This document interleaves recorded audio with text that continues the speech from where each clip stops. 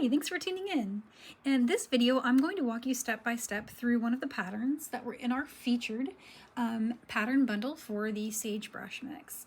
So these are the Sagebrush Floral Mosaic earrings, and they are made with, again, with the Sagebrush mix that was released by Carol Carmen Jewelry and I. It was loaded to the shop on August 10th, and if you're watching this later, you can check and see if we still have it. But otherwise, we will go ahead and share all of the colors that we used in the designs in the patterns that are in the description. You should find a link to that. So the pattern I'm working today is this one, and it includes the colors that are in our mix.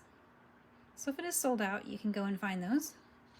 And I'm going to be working from the word chart. So all of my patterns come with the peyote word chart. And so in this video, we're just going to be following along with that as we construct our design. All right. If you are working in the same, with the same goal in mind as having this little finding, that's also in my shop. It is the Sunrise Stitch-In. You can find it in two different sizes. The one I'm using is the one that says it's for size 10 or size 11 Toho.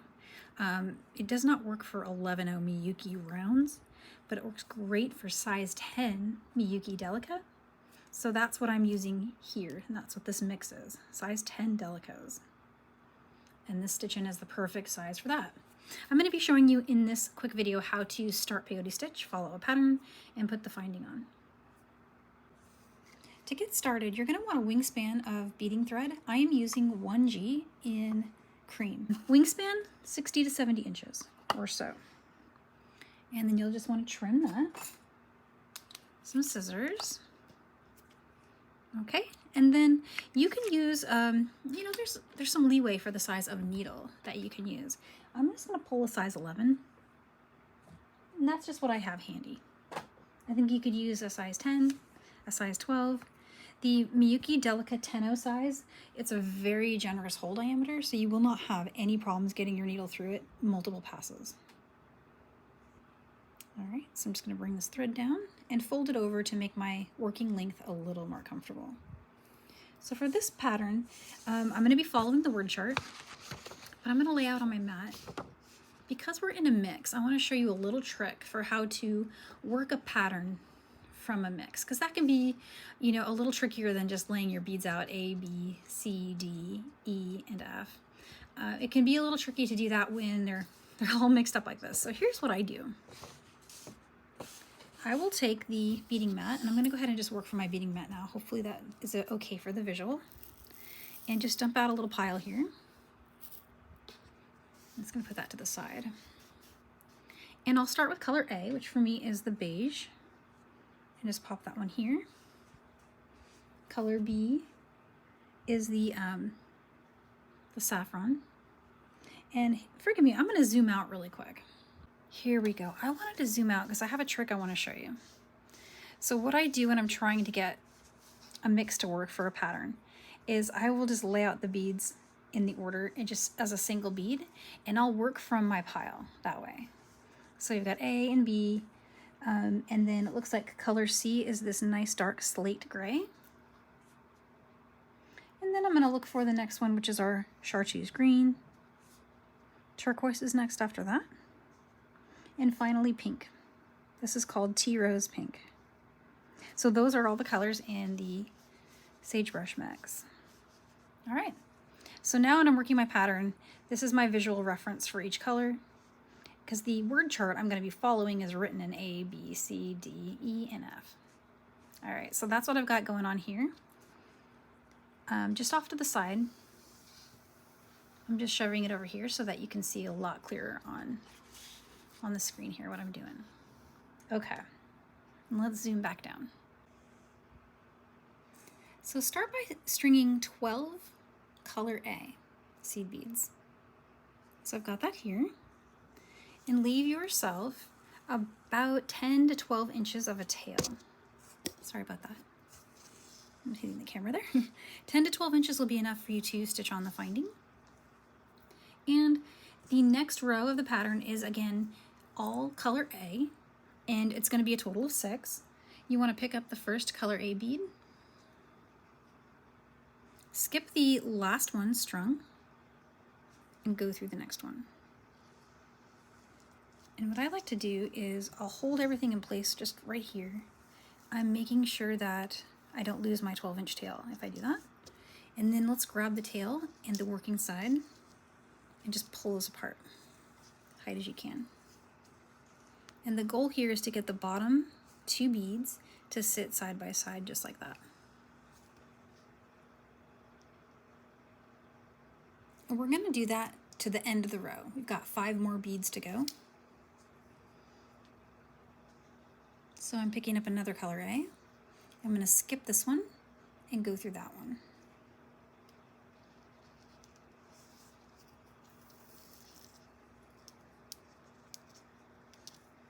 Okay, same thing. We're just skipping the next bead and going through the one after it. And then when I get the beads all on there, I just pull apart working and tail threads away from each other and get everything to pop into place. And the goal for us is to have it look like that. We've got a few more to go.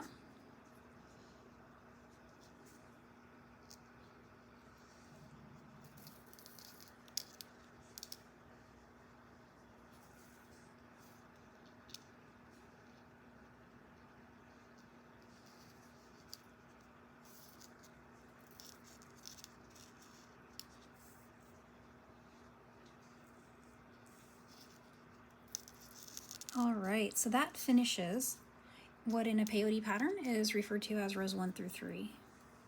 So we have rows 1 through 3 all done right there. And how that looks on the word chart is right here. You can see we've done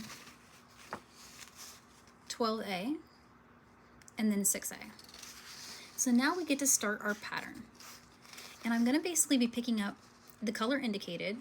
And if it says something like what it does here, 4A, that just basically means we're going to pick up 1, 2, 3, and 4. Each of those is going to be picked up individually and added. Let me show you how that looks. So again, we're working on row 4 right now. Okay, so color B, and here in my mat, remember I laid those out in order so I can recognize B from A and C. So B is the saffron color. It's really pretty Duracoat saffron. And it says 1B, so I'm picking up 1. Take a look at our little starter here. And you want to bring your needle through the first bead. Hold everything as tight as you can, but right before you complete that stitch, if you want, you can pull these apart again, the working and the tail side, and then just pinch that all in your fingers while you pull the rest of that through. The goal is for that to sit nice and tightly right there. Okay, so now we're going to put 4A. That's the next thing in the pattern. So we're going to get an A bead and put it there, another A, and A.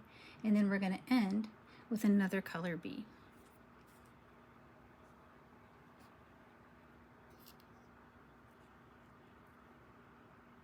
So here's 1.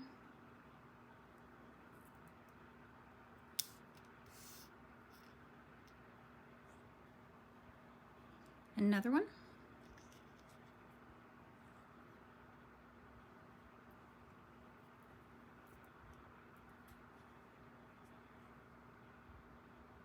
Here's number 3.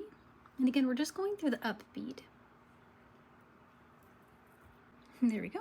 Okay, so I'm going to pick up the next A bead. I've done 3 so far. This is number 4. And I'm going to go ahead and just kind of pinch everything in my hand because it was getting loose on me last time. That first row, sometimes it can help maybe even to put a stop bead over here. I didn't do that. Maybe I should have.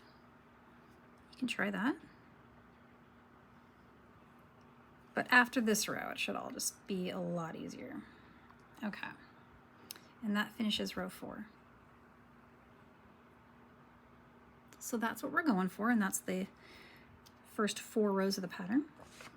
So let's do one more row together, and then we'll skip ahead and put that finding on. So we just finished row 4 right here, and now I'm going to work on row 5.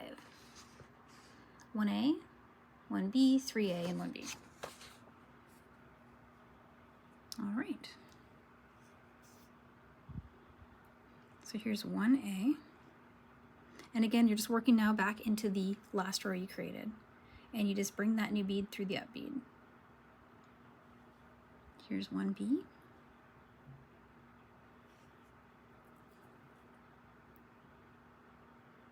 I'm gonna do 3A.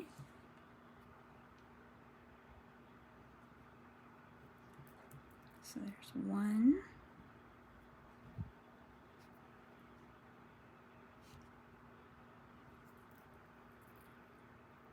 2,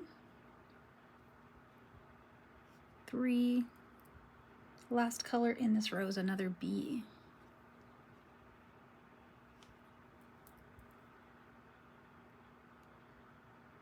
All right, so this is all there is to it. And it's an earring, so it only has 36 rows in total. But what you'll want to do is just carry on as I've been doing. Just keep adding your rows until you get to the last one. And then we will meet back here and we will finish with weaving in the end of the working thread. And we'll grab that tail side and we'll put together the earring, and I have some tips and tricks for how to orient the finding. And that's all there is to it. So meet back here in just a moment.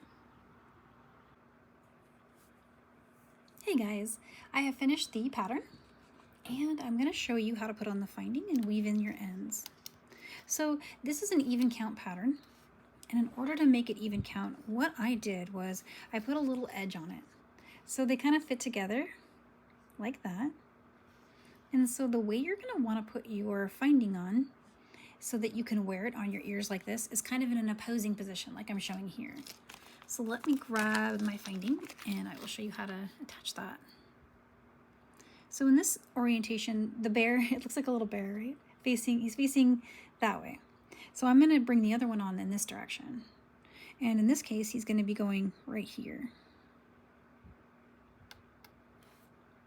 So in each case, you have an open space at the edge and then the stairs up going toward the back. And so that's, if you stitch it on that way, each side of your ear will be kind of symmetrical with each other. And so that's the design. So just moving this one aside really quick, let's put the finding on. And I wanted to say also that it doesn't actually matter which side you decide to put the ending on. What I mean by that is this side or this side. When you're done with the pattern, they should be symmetrical, so you can flip them and it would be okay. Okay, so we need to get to where we're exiting out of this bead and headed this direction. And right now we're coming out of this bead in the wrong direction. So what I usually do is I weave around. All right, so just go down through this bead here.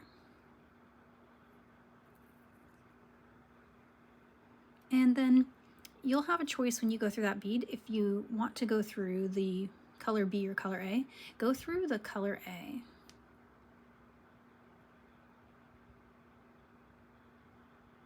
So that one right there, it's the third in from the edge in that column. Now make a turn. And you want to come out through this bead right here, heading in the other direction.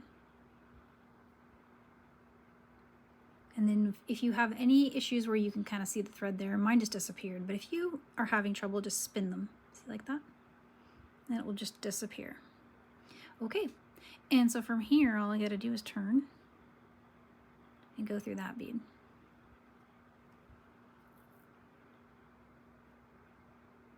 Okay, pick up the finding and just treat it like a bead. String it on to your thread and go ahead and go through the next bead.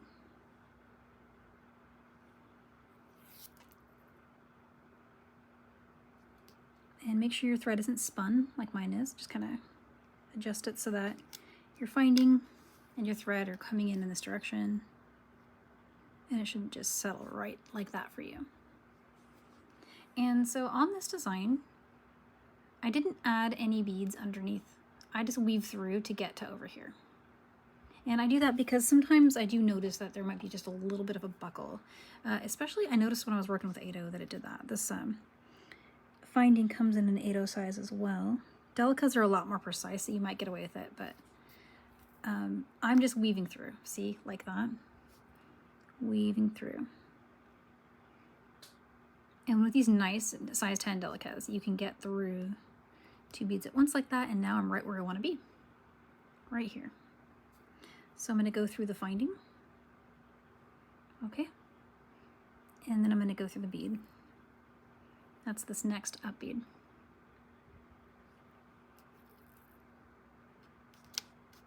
And I will reinforce this back through. And the easiest way to do that, I find, is just to go ahead and head through these two beads right here. And then bring your needle back through these three in this direction. You might even get through the finding too. I often have pretty good luck with that. Just check on the back side, make sure it didn't skip a bead on you. It's looking good. Okay, so just zipping through, a lot easier to make that turn on this side. Just like that. Okay, and then come through the bead again. And if you can get through two, go for it. I'm gonna go through maybe those two.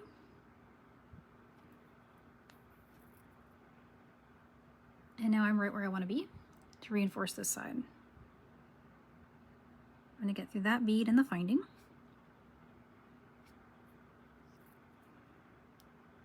All right.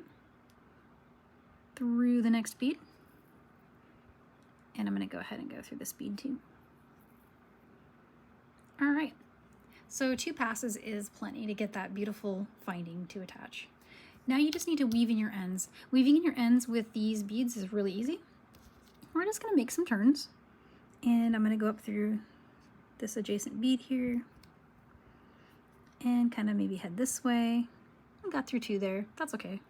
Doesn't really actually matter. We're just weaving in.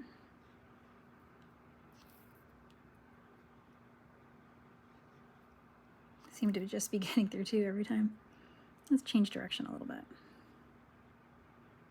There we go.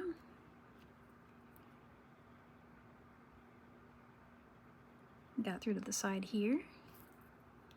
Okay.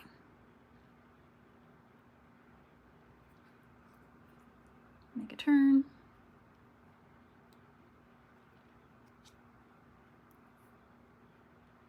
And just keep going. So I'm probably going to go through a few more beads. I might make one more turn like that.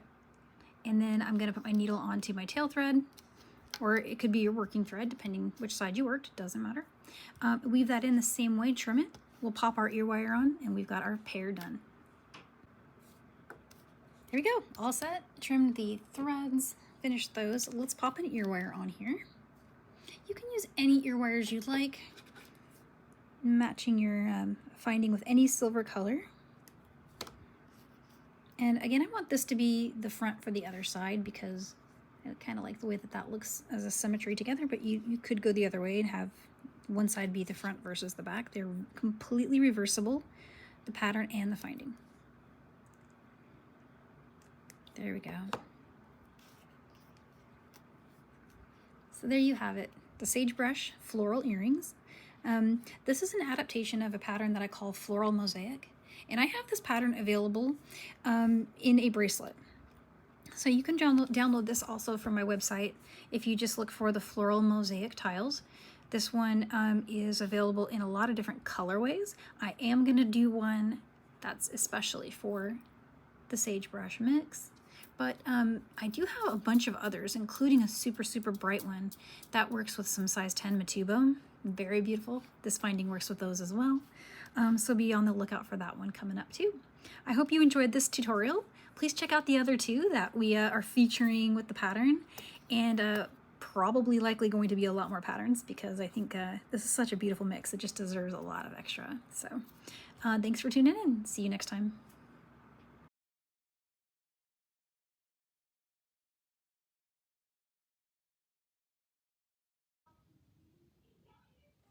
Hey guys, welcome to my tutorial for Carol's design with the Sagebrush mix.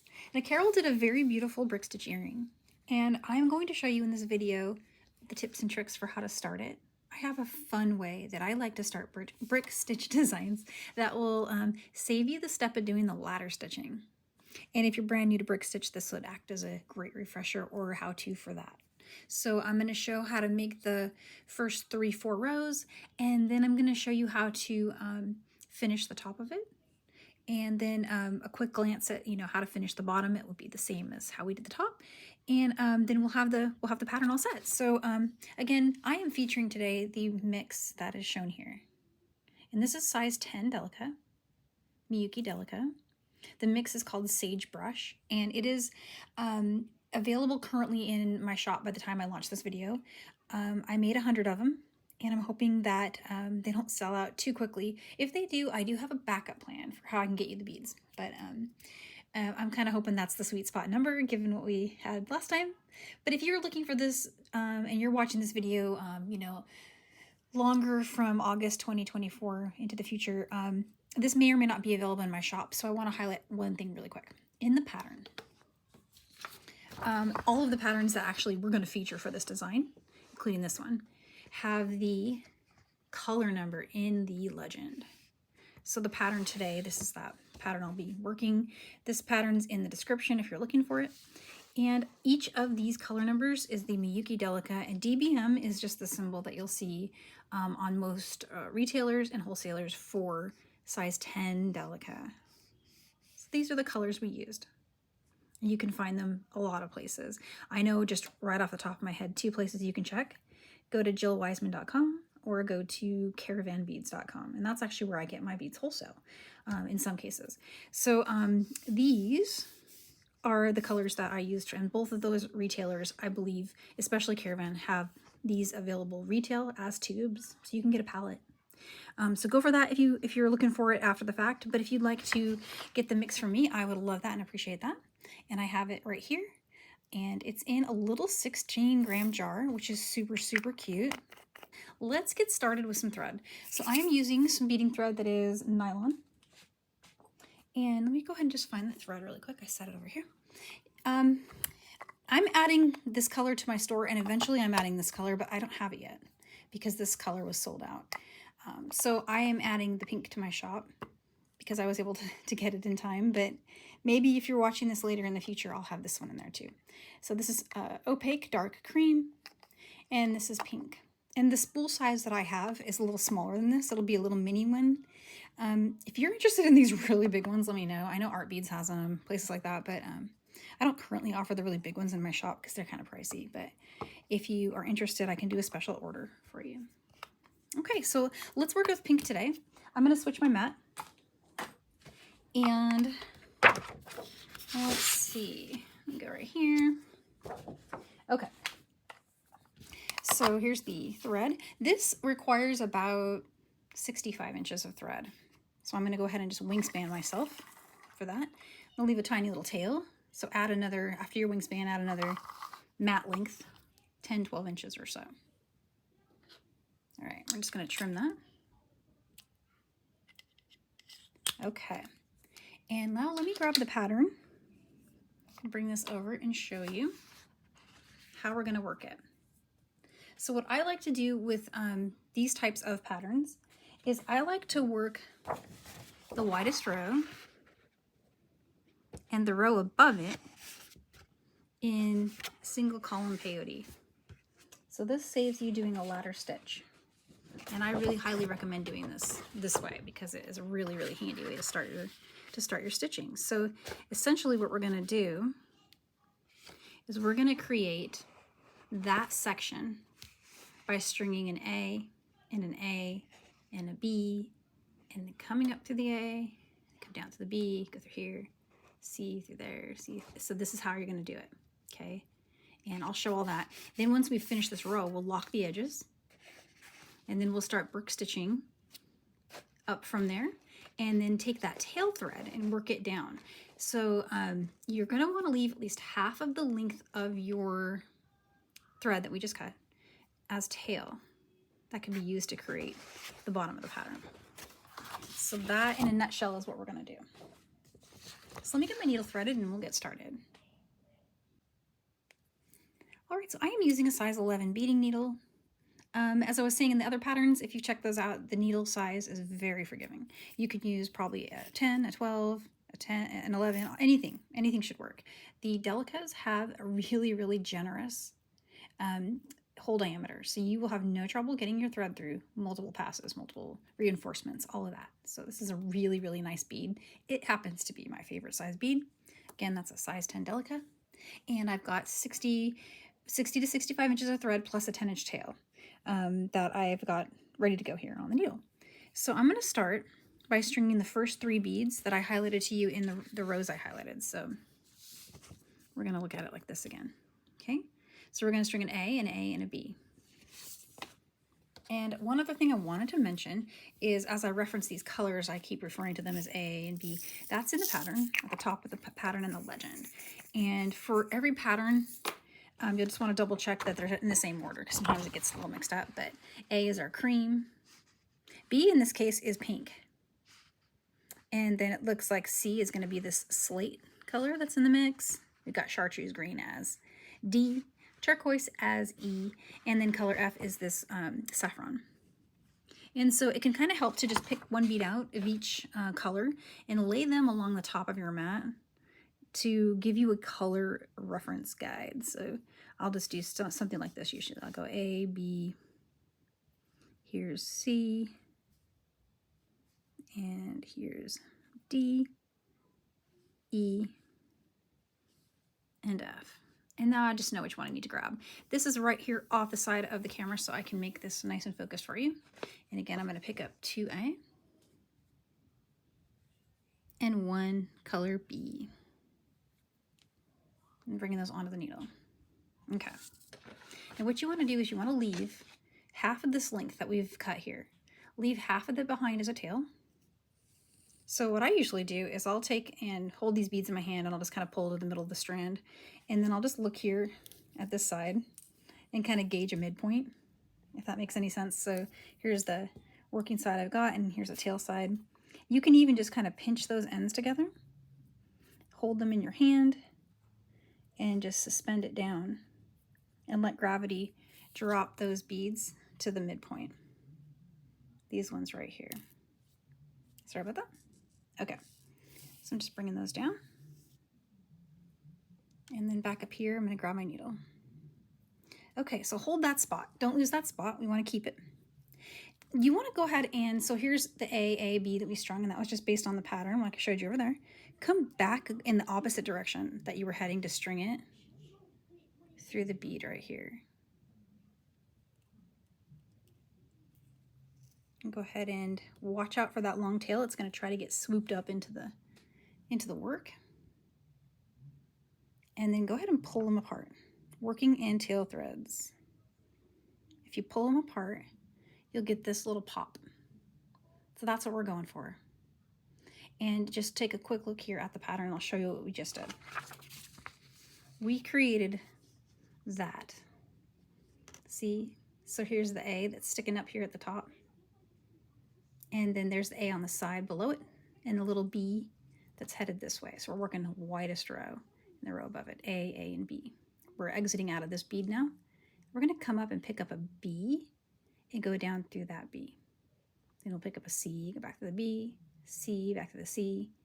It's going to be like that all the way to the end. So we've got A and B. Let's get another B. And I'm just selecting them out of the mix. I didn't sort my mix. I'm just picking them out of there as I need them.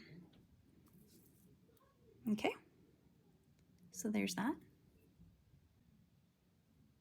All right. So the next color is C. We're just going to bring that up through this way. And it's going to be another C coming back down. Okay. And another C. Oh, sorry, I didn't mean to go off camera there. Coming up the other direction.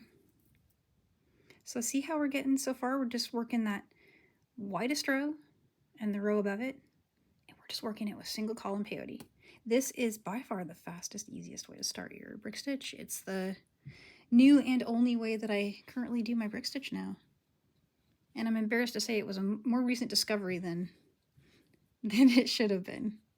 But it came from an awesome suggestion that I got from a student in one of my classes. It was a great question, and then I thought about it, and I'm like, hang on. We can't do that. We can do that for literally every pattern. And it works wonderfully. So just keep carrying on like that. follow along with the pattern and get to the end of the row. And you should end, let me show you on the pattern one more time. See, we just keep going like that. You should end with this A bead here on this side.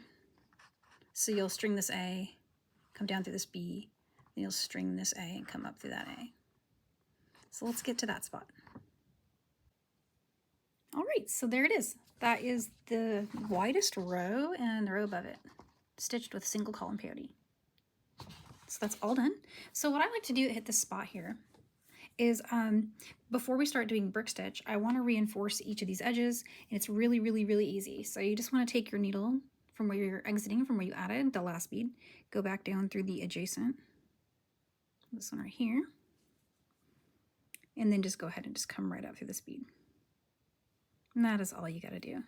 Try to make sure that that thread tucks in, and to do that you can always just roll them in your hand like that.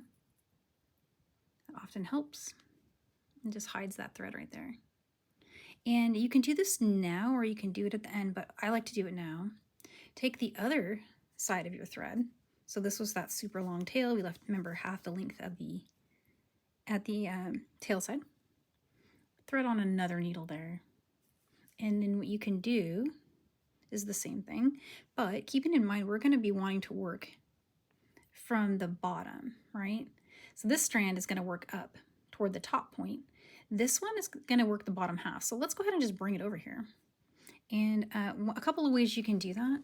You can bring it down and then just head into this bead right here, which is what I'm going to do. Or you could come down through this bead, go through this one, up through this one, and down through this one if you want to be on the edge. But I like to do a brick stitch start with just a single bead, so I'll just work my first stitch back into that thread bridge. So I leave it here, and I'll show you that when we get there. But now this strand is ready for starting the bottom when we are ready to go to that spot. So let's start brick stitching from the top using the same side we were using to do the peyote stitch part. Okay, so here's where it can be really handy to take a post-it note. Just follow along with where you are. I used a bunch of different stuff throughout my time doing beading, but currently I'm using my bead scooper. It just seems to be the most handy. So there's the rows we finished right there. And sorry about that. We finished these. So we're gonna just cover those up a little bit, but I still want to be able to see where they are relative to the row I'm going to add, which is this one. So I want to put A, B, B, D, B, B, C. We're going to just go all the way across. So that is just right over here, and it is what I'm following. And here comes the beads back. So start with an A. And go under the first thread bridge.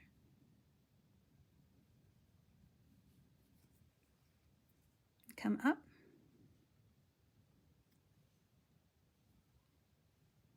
Now that's how I like to start. If you're a 2-bead start person for brick stitch, go for that too. You can always do the little looping thing to make it reinforced, but I've been loving this way. And I wanted to also point out one extra little feature of this pattern, which we can thank Carol. It is symmetrical left to right, right to left. So flipping your work will not confuse you with your pattern. Nice and handy. Next color is B. So I've got a B here on the needle. And I'm just going under the next thread bridge. Pull tight, and head up to this one. Next one's B.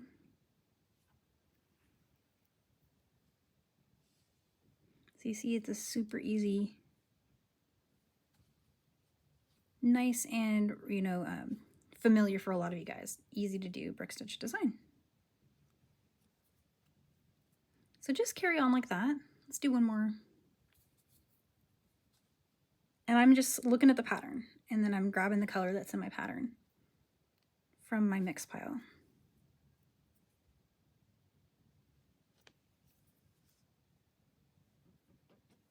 One more.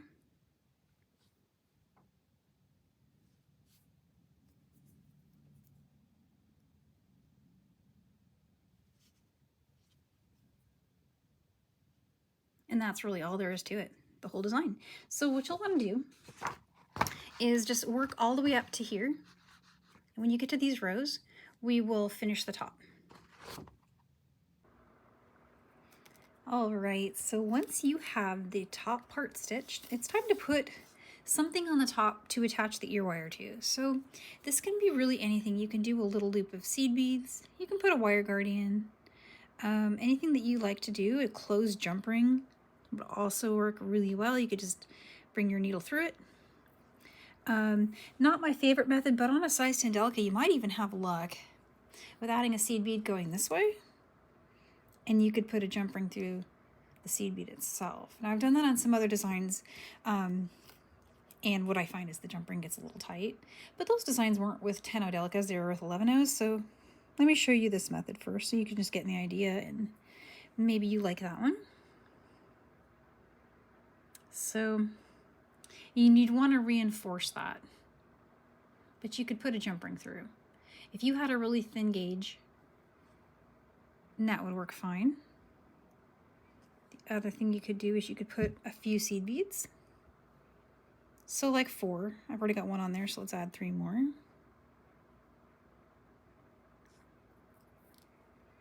you could reinforce that little loop there. Put an ear wire on that. But what Carol did, I believe, is she put a wire guardian. So I'm going to copy what she did. Now, I don't have these in my shop. I apologize for that, but I can point you to a few sources. I don't stock them because I don't really think that I like them as much as some other finishing methods that I'm hoping to dream up at some point. But, you know, in a pinch they work. So here's the wire guardian way.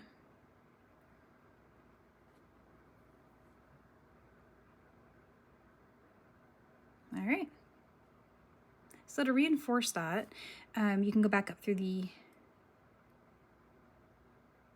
well again and just hold everything because it all will come loose on you that first couple passes. You want to help it out a little bit.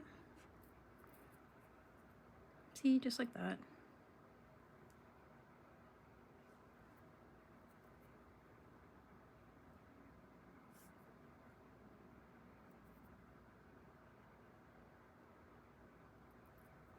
Okay. So I do think that is going to work. I'm just going to push this down. Okay. And all you got to do is weave in. So to weave in, you just bring your needle through a few beads and pull your thread tight.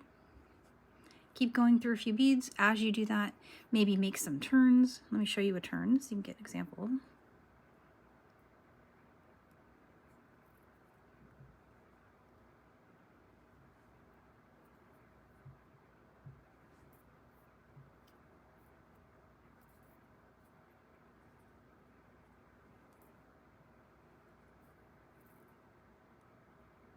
Okay, and I'm going to go through here again.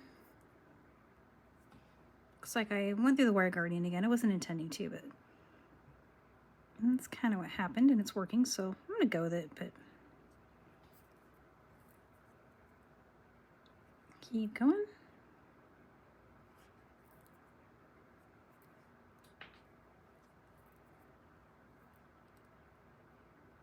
Okay.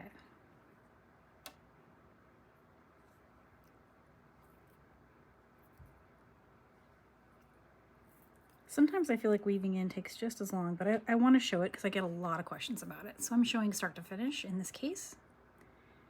And here we go. There's another turn. I went through a few beads after making that turn. It's going to sploosh everything around, doing that little spinny motion to hide the turns. And now let's go ahead and burn the end. And we'll go ahead and trim right here.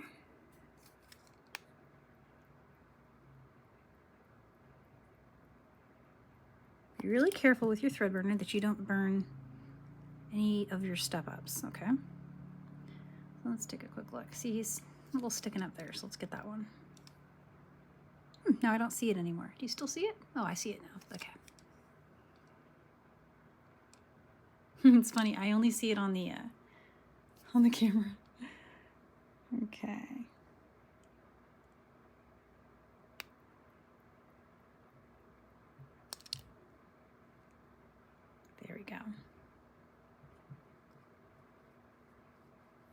And I will drop a link to this in the chat. Guys, it's a rechargeable thread burner. Top secret right now. No one really knows about this yet. But I just discovered it and I only told a few people. Game changer. No more batteries, guys. I'll drop a link. Okay. It is a little stiff on the cap though to get that one off. All right, so all we have to do from here, we want to take our needle from the thread before you throw out the scrap thread. I've thrown needles away before. All right, take this end right here and go ahead and string on your needle. So this is the tail we left at step 1. Okay. And we're just going to take a look at our pattern. Our pattern, we're going to work it down from the bottom. So we just finished all that.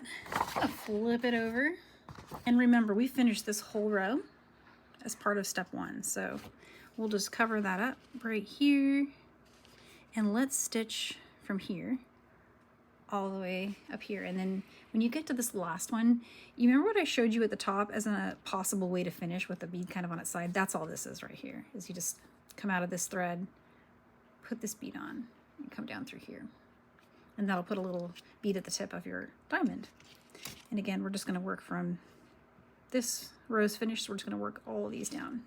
So let me show you just starting it, because in case you, like me, what you did is when you were doing your lock, if you wove down through this bead here, that is no problem. So you can just take the first bead, which is for us a color A, and go ahead and go under the first thread bridge. Even though you're coming out the second bead, you can still go under the first one. Pull that through. Come on up. And what it's going to do is it's going to put your thread step up on the inside. And you really will not even see that, because it's going to be covered up by the next bead.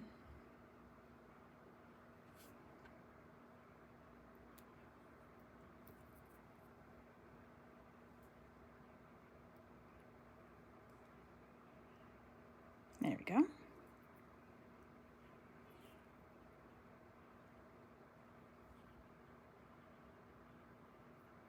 And that's all you got to do. So the same thing you did to build the top half, just build the bottom. And then your earring is all done. And so in, I think in Carol's design, I can't remember if she put anything on the bottom or not, but if you wanted to, you could dangle. You could finish the same way we did here, just don't add that last bead. Put another wire guarding at the bottom, and you can put a very gorgeous bead, like a gemstone brio or something like that. That would be very pretty. I don't know, I have a lot of ideas and things I want to try, so when I get my set done, I might do that. And if I do, then I'll just turn the camera back on and we'll film that. But I feel like the way Carol did it, the simplicity of it, has more of the feeling of this mix. So maybe I won't add a charm or a gemstone or anything. But yeah, so basically you just carry on, get that diamond to go all the way, just like that, following your pattern. You can use a ruler as you go along. And I hope you enjoy your earrings. Oh, and also if you want to tune in, I'm going to start the bracelet next with all the leftover beads I have after I finish my earrings.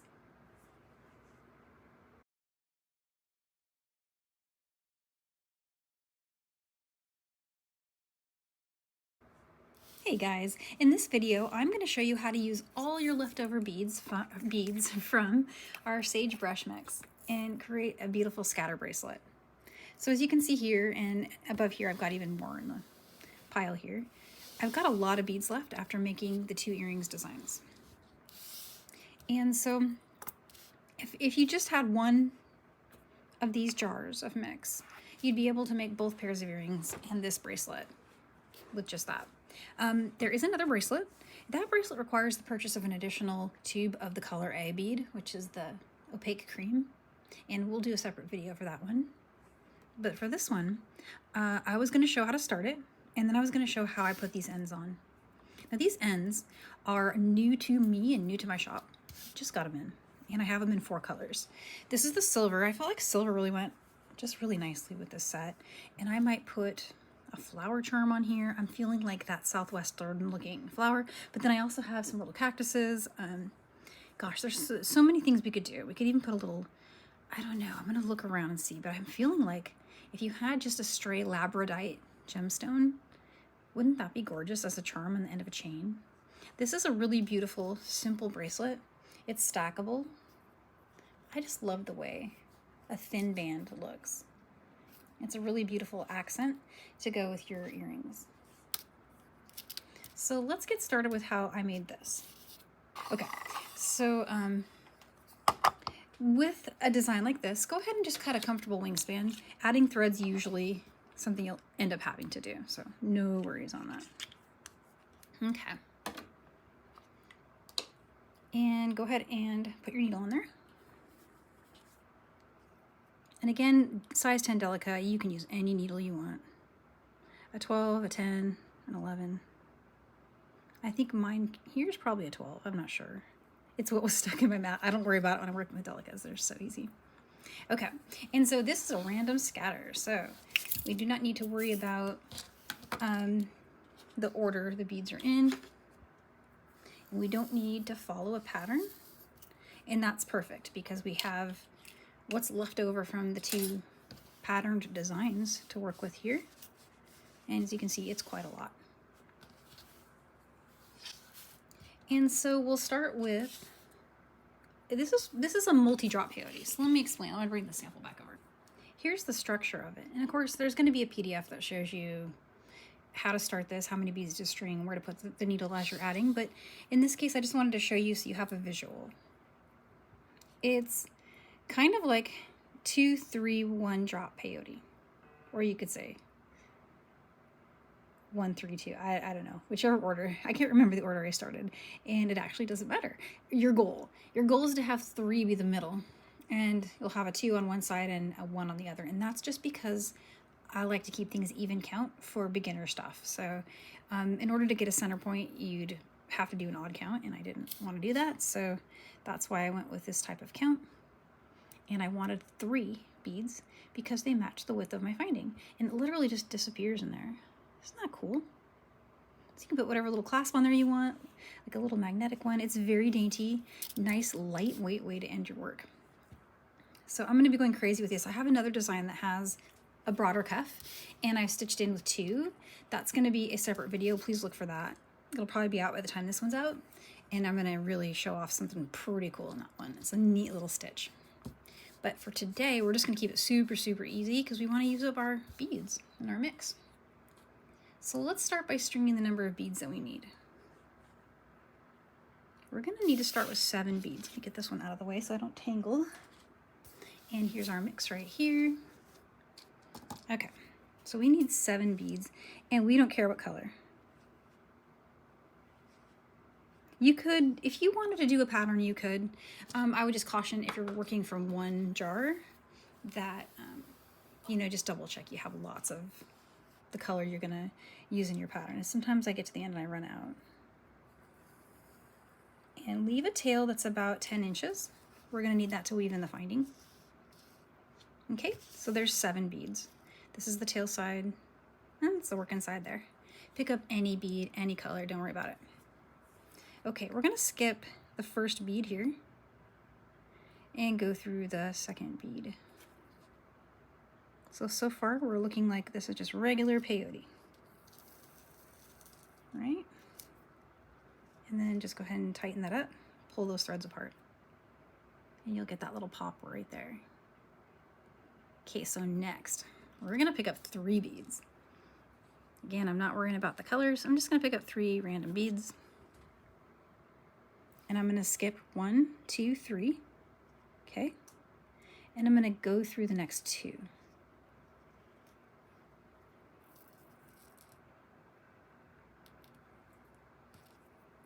And you'll probably, usually what happens to me is I lose the pop at the bottom, so just help it. There we go. So you're gonna have something that looks like this. I'll hold it for a sec so you can just have a look. As long as you've got that 3 in the middle, you're golden, you've got it. Okay, so hold that tight. And now we're gonna pick up 2 beads and I'm gonna go through the 3 beads that are kind of sticking up right there. So let's grab 2. 1 and 2.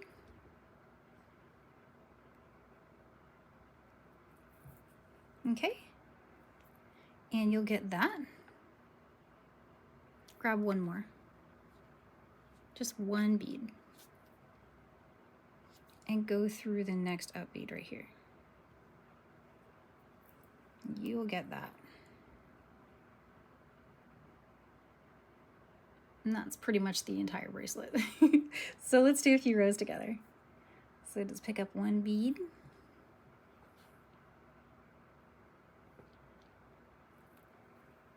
And this way, 3 more beads. Okay. Through here.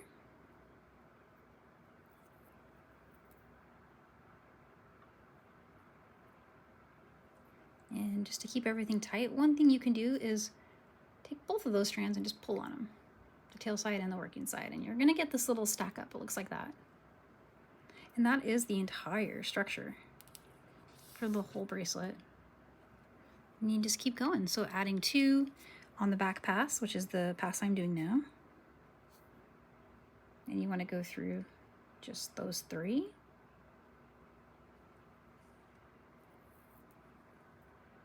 Okay. And then you're going to pick up 1 bead and go through just 1, which is the last one there. Okay. And now on the way back, we just need 1, and we go through 1. So you'll be able to kind of see it. Okay. And then you pick up 3 and go through 2.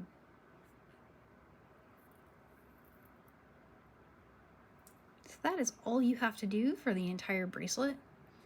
On one pass, meaning the one where you're making the trip back toward the other the side the tail's not on, you'll be picking up 2 beads. And then you'll be picking up 1. That finishes that row. And then on the trip back, it's 1 and 3.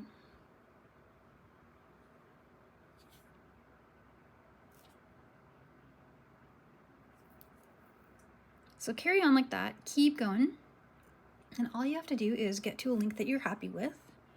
And for me, that ended up being, I can measure it for you, but what you'll want to do is just decide, hey, what clasp am I going to use? Am I going to use a little lobster claw, in which case I only need to add about 3/4 of an inch to the length that I've beaded.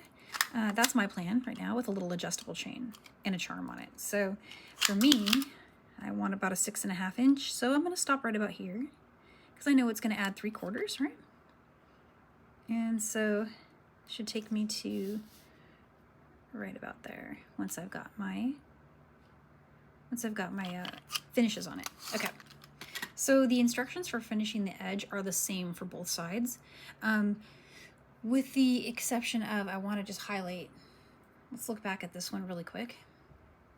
The starting side here has these 3 beads already, so when you finish your starting side, you're going to need to create another row before you can add the finding. We'll do that together using this sample, and then I'll show you this side as well, finishing on this side. So let me set that aside again. I think that makes more sense. Okay, so this is again, this side is the tail side. So let's get the tail thread with a needle on it.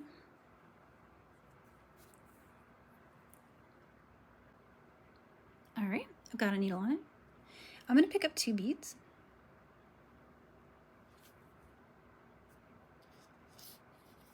All right.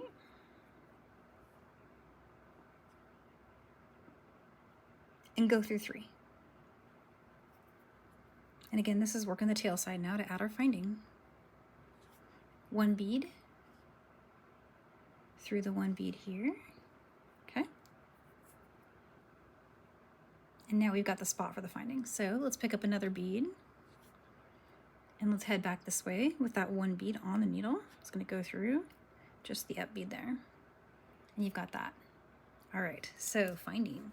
This cute little finding is the exact width of 3 beads. So we're going to string it and treat it like 3 beads. And then we're going to go through those 2 beads right there.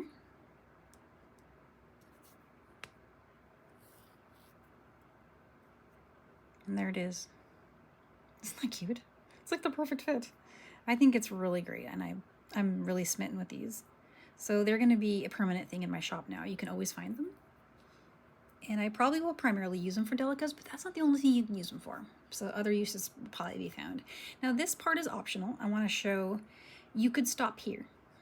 You could leave this just like this and say, you know what, that looks beautiful, and go ahead and weave in your strand and you're done. If you want to bury the finding more, you can add another row. So to add another row, you pick up 2 beads, go through the finding. Okay. Oops, sorry, I lost my needle there.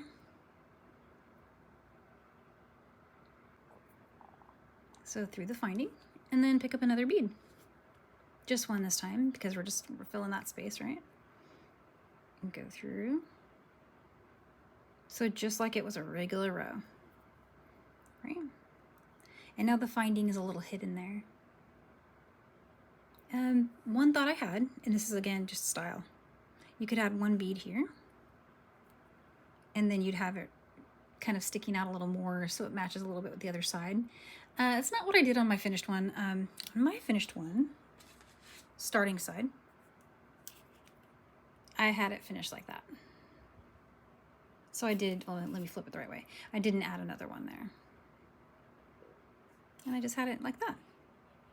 So let's finish the end side of this one. It's the same process. We're just gonna put a bead here, go through, add the finding. So depending on what row you end with, you could have this configuration, and you can just decide, hey, I'm gonna end with a row that looks like that. That's the easiest way to do it. Or if you have an extra row, just add 1 more row. But your goal is to have the down beads being these 3, and the up beads being a 2 and a 1. And so pick up 1 bead from here, up through this one, and then string the finding. Go through those next 2 beads. So you can see no matter what end you have, you can pretty much just make this work, right? So there's that one. I'm going to pick up 2 beads, go through the finding,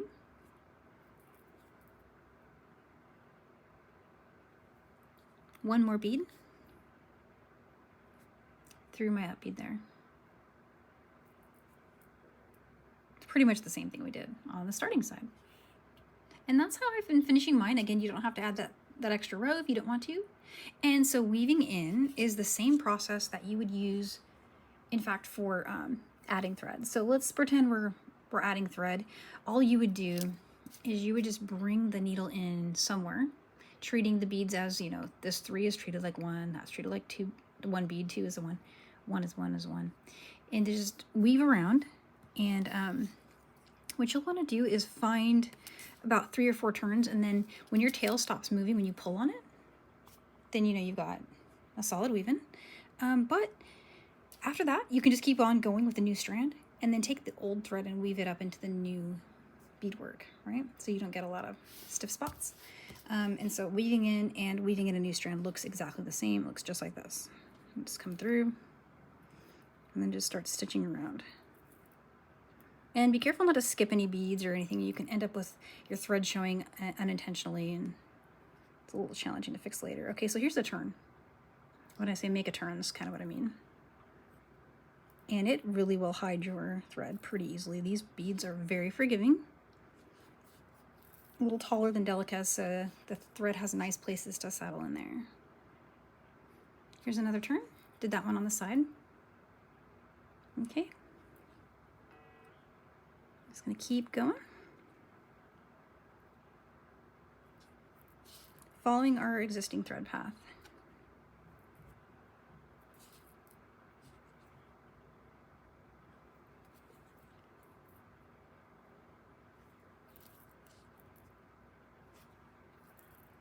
And that's really all you need to do. You could go around a few more times and trim it. You can do that pretty quickly in beads this big, so why don't I go ahead and do that?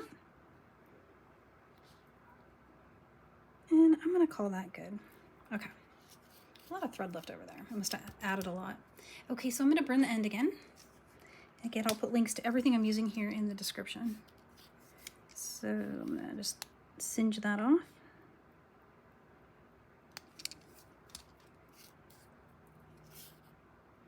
And if it's still showing, mine's still showing there.